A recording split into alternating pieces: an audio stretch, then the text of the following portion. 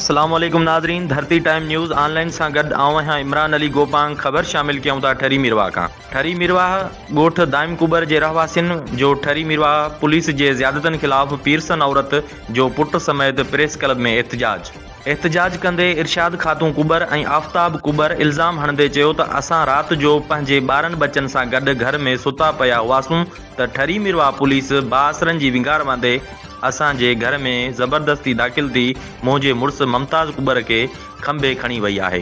जॾहिं त मुमताज़ कुबर ते थाणे ते ॿियो को बि केस दाख़िल थियल कोन आहे। हुननि SSP खैरपुर ऐं DIG सखर खां इंसाफ़ जो मुतालबो कयो आहे।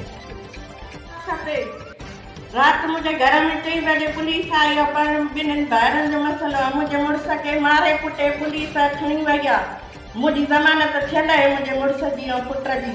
पोइ घर में पुलिस आई आहे उन्हनि सां बिट थी घुमे रफ़ीक ऐं शोएब वकार सां उहे बि असांखे वरी राति पुलिस खां खणाए पोइ असांखे वरी घर में धमकियूं ॾेई विया आहिनि ड्रिजाए विया आहिनि तव्हांखे मारींदासीं माई बि असांखे सर्टिफिकेट नथी ॾिए। उहा कहिड़ी पुलिस जी जेका तव्हांजे घर आई?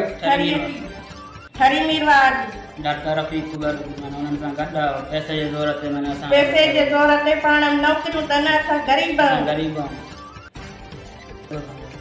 SSP खैरपुर थिया सखर वारे ऑफिसर खां जेको असांखे खपे त इंसाफ़ ॾिए।